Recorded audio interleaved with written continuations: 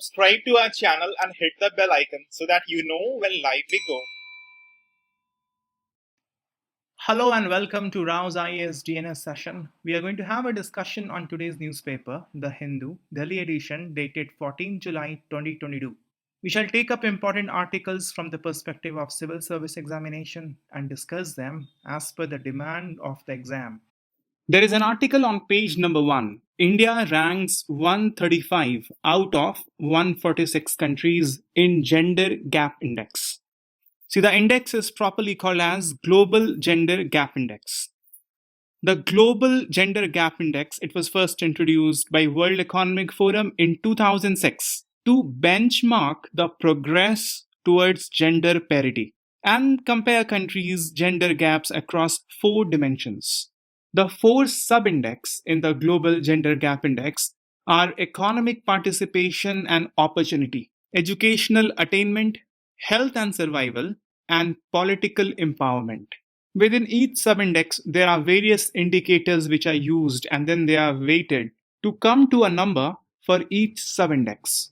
For instance, in economic participation and opportunity, there are various indicators like labor force participation rate, wage equality for similar work, estimated earned income, and this also talks about the non-monetization of the household work that the females do. There's another indicator that measures the involvement of women as legislators, senior officials, and managers. And as the 5th indicator, it measures the percentage of women in professional and technical workers. You must take some time and imbibe these indicators in each sub-index. They'll help you understand the various dimensions that you must touch when you are discussing gender equality. So one of the dimensions would be economic participation and opportunity, and within that, what are the things that you should look for? So it gives you a kind of indication for dimensions as subheadings of your answer. So you need to gather data on these parameters vis-a-vis India. Economic participation and opportunity, this sub-index actually contains 3 concepts: the participation gap, the remuneration gap, and the advancement gap. The first indicator is regarding the participation gap, labor force participation rate. Then the next 2 indicators are wage gap. And then the next 2 indicators are for advancement gap. The second sub-index used in making the index is educational attainment. Here there are 4 indicators: literacy rate, enrollment in primary education, enrollment in secondary education, and enrollment in tertiary education. Educational attainment, this particular sub-index captures the gap between women and men current access to education through the enrollment ratios at various levels. Now, in the long-term view of countries' ability to educate women and men in equal numbers is captured through the ratio of women's literacy rate to men's literacy rate. And that will also decide the trajectory the nation is moving on to close the gender gap. The health and survival sub-index provides an overview of the difference between men and women health using 2 indicators. The first is sex ratio at birth, which aims specifically to capture the phenomena of missing women prevalent in countries with strong son preferences. And the second is the gap between men and women healthy life expectancy. This indicator provides an estimate of the number of years that women and men can expect to live in good health by accounting for the years lost to violence, disease, malnutrition, and other factors. The 4th sub-index is political empowerment. It has 3 indicators: women in parliament, women in ministerial positions, and years, and the ratio of years with male and female head of the state. There is one clear drawback in this category, which is the absence of any indicator capturing the difference between the participation of women and men at local level of government. But because the data at that level is not available from all countries, so World Economic Forum is unable to develop an indicator across countries. From the report, let's look at the global overview of global gender gap.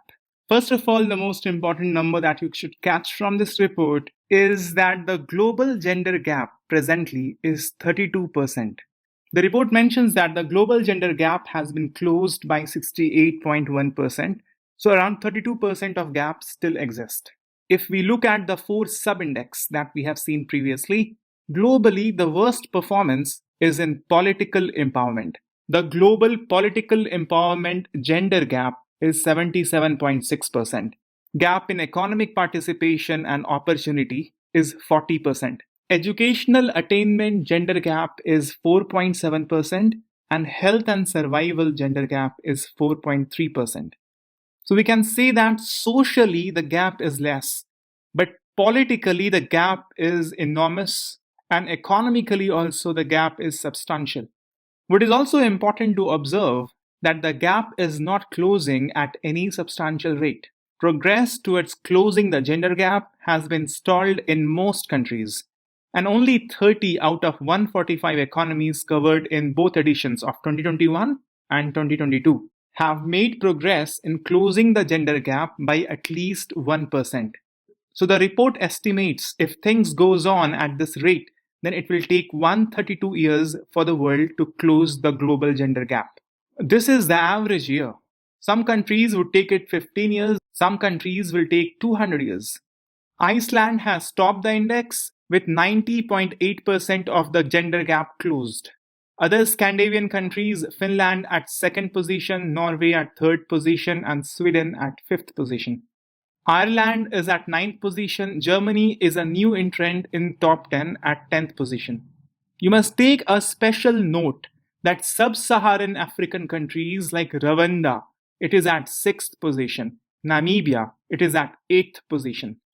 Now, these are poorest of the poor country. Per capita income of these countries are one of the least in the world, but they perform exceedingly well in gender equality.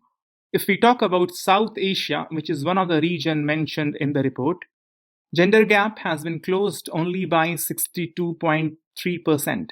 Globally, it is 68%. So it is much lower than the global average. In South Asia, Bangladesh is the best performing country along with Nepal, and Afghanistan is the worst performing country. If we see the regional variation in various sub-index, the widest gap globally on economic participation and opportunity sub-index is there in South Asia. So economic participation of women is a serious issue for us. You can see the position of India in South Asia. It's below Bangladesh, Nepal, Sri Lanka, Maldives, and Bhutan. Below India, we only have Iran, Pakistan, and Afghanistan. This report of World Economic Forum does an analysis that countries that make it easy for women to participate in the economy and also make provisions that enable to have a balance between the work and family, those countries are prosperous. For example, countries like Japan. During the tenure of Shinzo Abe, cliches were popularized and built in large numbers throughout Japan. Countries like Germany, countries like Iceland are such countries. But you must also learn that here is Rwanda and see in GDP per capita the position of Rwanda. It is one of the least. But gender parity score is more than 0.8. There are very few countries, by the way, which has more than 0.8 score in gender parity but has low GDP per capita. The empirical result is this: countries that manage to get higher score in gender parity over the period of time, their GDP per capita will obviously increase. But then we have example of Qatar. Qatar has very high GDP per capita, but gender parity score is just 0.6, closer to India.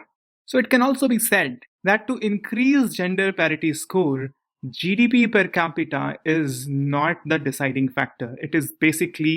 It's the socio-political administrative measures that improves the gender parity score. And once that is improved, then the country will march towards higher numbers for GDP per capita. Let's talk about India, where it stands in Global Gender Gap Index. First of all, the position that India stands on is 135th out of 146 countries. The ranking of India, incidentally, in the Health and Survival Sub-Index is also 146th. And the ranking has been made for 146 countries, which essentially means that India stands last in Health and Survival Sub-Index. You have to take a special note of this, and when you are writing regarding health and other health-related indicators for women, you need to mention this. Also, in economic participation and opportunity, this sub-index, the ranking is extremely poor, 143. India has done better in educational attainment because of higher enrollment ratio, no doubt in that, and that is reflected in improved ranking of 107. But the best India has seemingly done is in the sub-index of political empowerment. India stands at 48th position. But this 48th position seems to be notional because if you look at the indicators for this sub-index, for example, women in parliament, although that has improved from the last year from 14% to roughly around 17%, but the ranking overall globally is not very impressive. Similarly, women in ministerial position, India doesn't hold a good rank in this indicator. This sub-index ranking has been boosted because of this particular indicator for this sub-index. Years with female or male head of state. There used to be a time when the states of India were headed by multiple female, but presently there are only two. But since the average of last 50 years is taken, so even so the number has decreased, India still holds good rank of 8th position in this indicator. And this 8th position has improved the overall ranking of this subindex. India stands at first position in enrollment in primary education. Actually, there has been 100% enrollment in primary education, and most of the countries have done 100% enrollment, so it is a jointly shared ranking. It doesn't mean as such a better performance overall in education. Enrollment in secondary education, the ranking slips to 79th. And enrollment in tertiary education, again the ranking gets boosted to first position because the female enrollment ratio in India is higher than male in tertiary education. If you look at the general literacy rate in this indicator, India stands at 121st. The report makes a special mention of economic participation and opportunity, this sub-index. So for the coming exam, this becomes very important and you have to prepare it separately from all the given index and all the given ranking and parameters. Separately, you must prepare about female labor force participation rate. Niti Aayog reports also has been talking about the same subject. It kind of becomes a very important topic for you to prepare for the coming mains exam. The labor force participation rate in this indicator, India doesn't hold a good position globally. Similarly, the wage equality for similar work, in that also, India doesn't hold a good rank because the pay disparity is the highest in South Asia. Because of uncertainties, the estimated earned income that is also not very promising in India. The position that women hold as legislators or senior officials and managers or female participation in professional and technical works is also not impressive. You don't have to mug up all the rankings, but you get an idea when you have to elaborate the answer in various subsectors. These will become your parameters for the subheadings that you will use to justify the position of women or when you talk about gender equality in general. The report also offers other secondary indicators that you may also use in writing your answer. The percentage of firms with female majority ownership is only 2.8% in India. The firms with female top managers is 8.9%, and the shares of workers in informal sector in India is 88.8%. Regarding access to finance for females, the access to financial services of females vis-a-vis males is nearly equal. But the inheritance rights for widows and daughters, that's not equal. Although the extent of inequality has not been quantified in the report, but qualitatively it has been mentioned that for India, there is uneven right when it comes to inheritance for females, especially for widows and daughters. There is a near equal right for access to land assets. Access, meaning a female with money, if she wants to purchase something, then the land will be accessible to her. She can purchase. And there is also near equal right for access to non-land assets. But you must know regarding ownership of immovable assets in India, only 8% of immovable assets are in the name of female. Universal right to vote for female that was given immediately after independence in 1947. Presently, the number of female heading the state is 2. And the percentage of seats in the upper house occupied by female is 12.2%. Public spending on family benefits as a percentage of GDP. This is one of the indicators used in the report for various countries, but for India, sufficient data was not available, so the percentage we do not know as such directly from the report.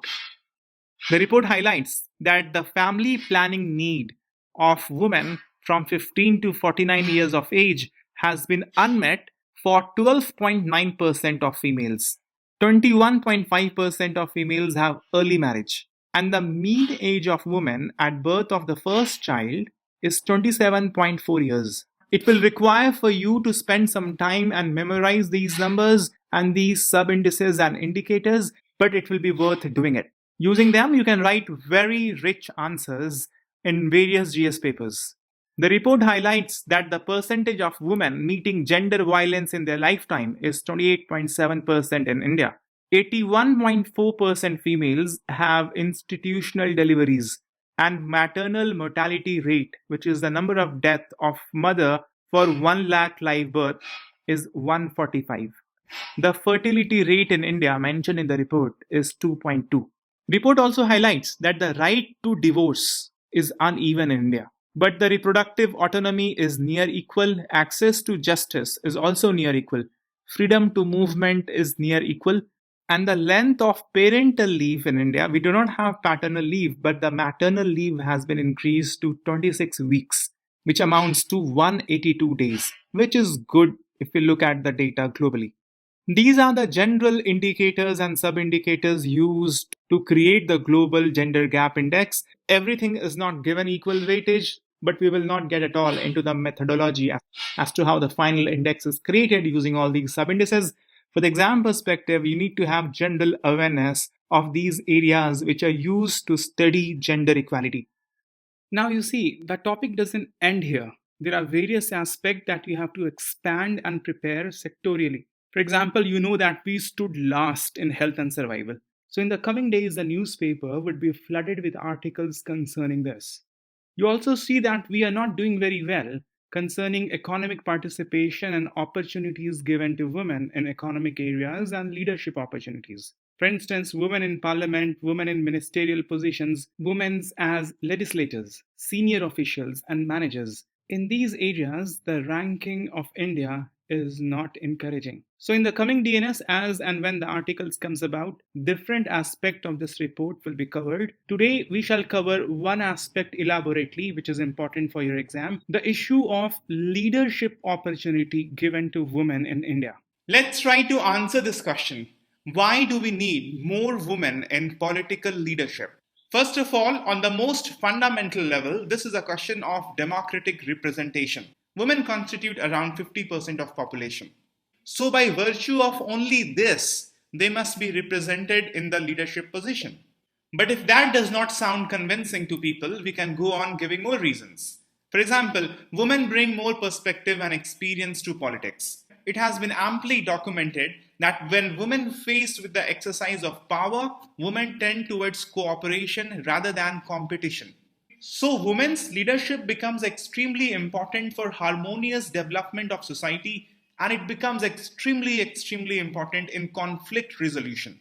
According to UK's first special envoy for gender equality, who visited India recently, Joanna Roper, she says women make a real difference in peace negotiations, and 60% of peace negotiations made by women are less likely to fail. She gives more statistics, like 35% are more likely to last for more than 15 years. So in conflict region, the importance of women political leadership becomes extremely important. Joanna Roper says that there is a strong evidence that if you bring women together, everyone benefits. To show how everyone benefits, let's take some more examples. Esther Duflo, who is now a Nobel laureate, conducted some study in 2000s in central India. Her study concluded that village pradhans invested more in rural infrastructure that served better the needs of their own gender. For instance, women pradhans were more likely to invest in providing easy access to drinking water, since collection of drinking water is primarily, if not solely, responsibility of women. This shows that if women comes to leadership position, they are going to serve the interest of women better. To give you some more international case studies, let's take example of Iceland. Iceland leads in many of the human development indicators. This can be seen in the perspective that participation of Icelandic women in political decision making is more than 44%. Bangladesh is an extraordinary example of female leadership. Since 1991, largely their prime minister has been woman. For a few years, for a few months, there have been male prime minister, but largely since 1991, Bangladesh have had female prime minister. And we see the real difference in lives of Bangladeshi women. Bangladesh performs the best in South Asia in terms of gender equality. Also, in terms of female entrepreneurship, Bangladesh is leading in South Asia. National Bureau of Economic Research paper that came out in 2014 found a strong connection between implementation of political reservation and small-scale entrepreneurship among women. The paper noted that there was a growth of approximately 40% in women-owned establishments and associated employment after political reservations were implemented. We have political reservation for women in local governance. And the political reservation data between 1994 to 2005 was taken into account to come to this conclusion. You can also give reference to one public opinion survey that was done in Rajasthan that revealed that women in villages with head council position reserved for women are likely to be willing to report crimes to police. There is more trust and confidence in the administration with the presence of women. It can make administration smoother and it can become a tool for good governance in India. See, this question of women leadership is a very broad one. It goes into the economic sphere, social sphere, political sphere, but the article is confined to the political leadership. We'll also confine ourselves to political leadership only. But to achieve gender equality in general, in society, in all walks of life, politics can serve as an example because it is easy to do here. It is easy to monitor as well. We have political reservation already in local governance. There's a bill pending in Parliament for reservation of women in Parliament and Legislative Assembly. It can be done. And the numbers for political leadership can also be seen and analyzed very easily. So these are the reasons why we must have women leaders in political positions. Now, what is the status of women leadership in politics? It's not very good. Although the 2019 election sent the largest number of women to Lok Sabha, but women still constitute only 14% of total strength of Lok Sabha. And only 10% of women are ministers. There is a very positive example from the country, Rwanda. There, 60% of seats in its lower house is occupied by women. At one point of time, India had 4 women chief ministers, but presently there is only one, Miss Banerjee from West Bengal. Because of poor representation of women in parliament and otherwise, India has a very poor rank in terms of political representation of women. India stands 143 out of 192 countries, and the data is provided by Inter-Parliamentary Union. Inter-Parliamentary Union basically is an international organization, a union of all the national parliaments of various democracies of the world. The article suggests that one easy and straight way to increase political representation and leadership in politics of women is to take through the Women Reservation Bill. Women faces numerous challenges. Challenges with respect to stereotyping, challenges with respect to campaigning because of poor financial condition, low asset ownership, etc. So a level playing field can be created by the legal measure. And one measure is to provide reservation in the parliament and legislative assemblies. Women Reservation Bill was first presented in Lok Sabha in 1996. Then successively it was reintroduced by various governments. But the thing as it stands today is this. Raj Sabha has passed the bill in 2010. It is pending in Lok Sabha. And the state legislatures are also yet to give their approval. Because in this case, approval of state assemblies will also be required because the bill seeks to provide reservation to women in legislative assemblies as well. So approval from at least 50% of states must also come. The author suggests that since the bill has been thrown into the cold store, alternatively what can be done, the leading political parties or alliance like NDA and UPA, they must reserve a third of their party nomination for women. So this will ensure greater entry of women into legislatures without the provision of reservation. The only problem with this suggestion is the political parties who are stalling the bill in the parliament, how can it be expected from them to take initiative outside the parliament? The author says that the main hurdle against women taking up political leadership position is the prejudice against them. Women are not seen as capable as men in taking up the political leadership position. And this prejudice existed all over the globe. Women didn't have the voting rights in European countries until after First World War.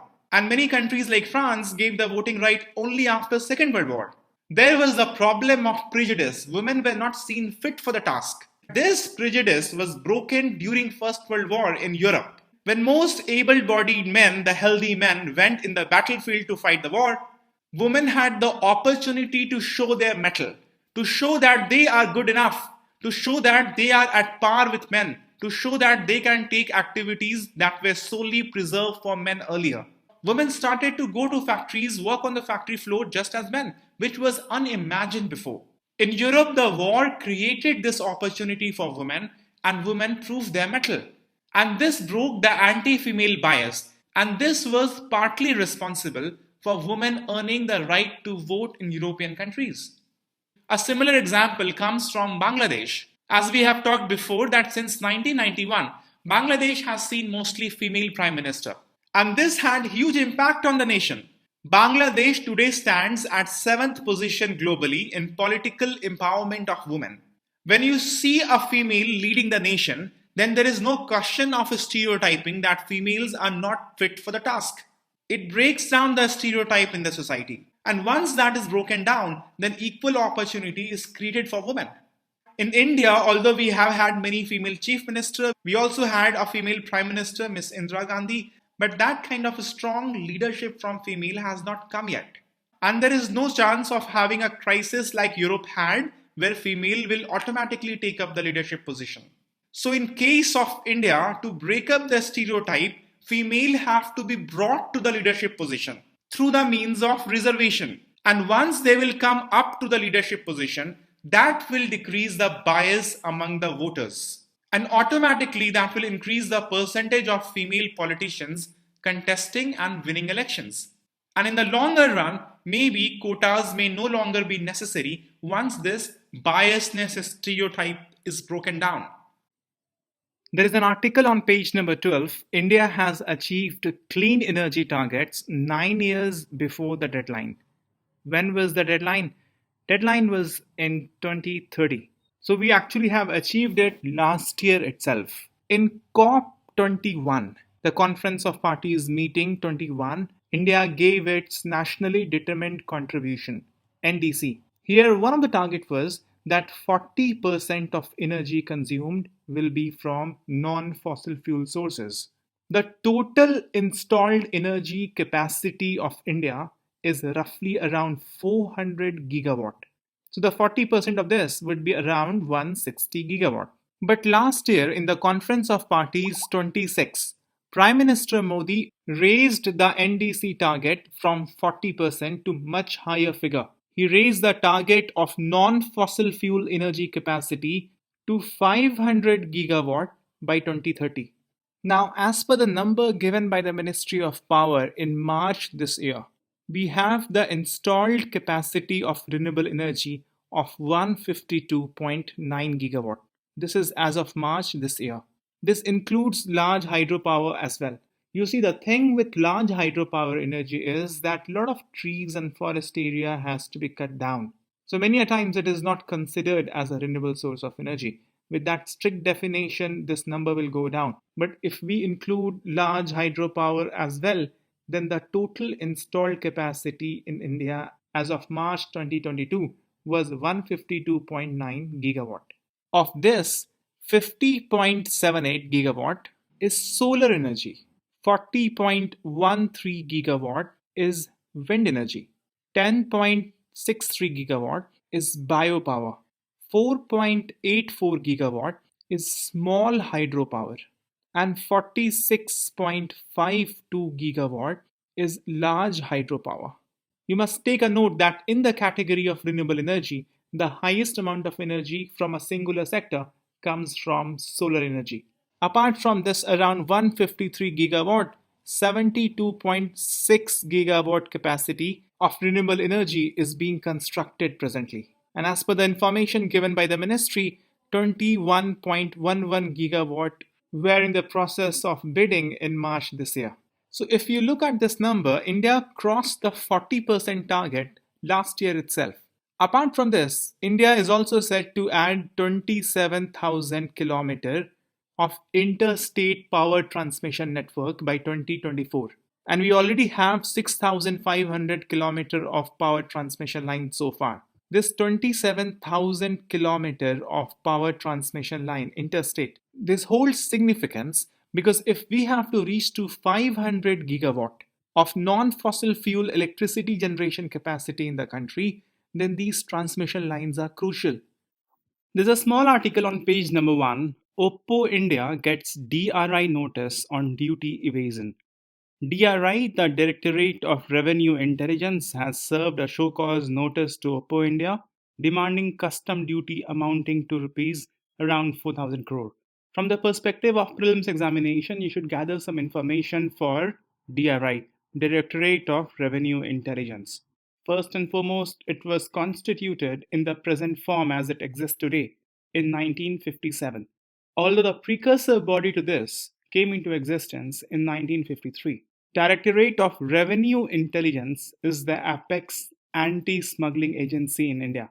And you must remember, and it's easy to remember because of the term revenue here, that it works under Central Board of Indirect Taxes and Customs within the Ministry of Finance. The Central Board of Indirect Taxes and Customs was previously called as Central Board of Excise and Custom. But the name was changed to Central Board of Indirect Taxes and Customs in 2018, and you can guess it happened after the rolling out of GST. So DRI is the apex body for anti-smuggling. It has to detect and curb the activities concerning smuggling, drug trafficking, illicit international trade in wildlife, and environmentally sensitive items.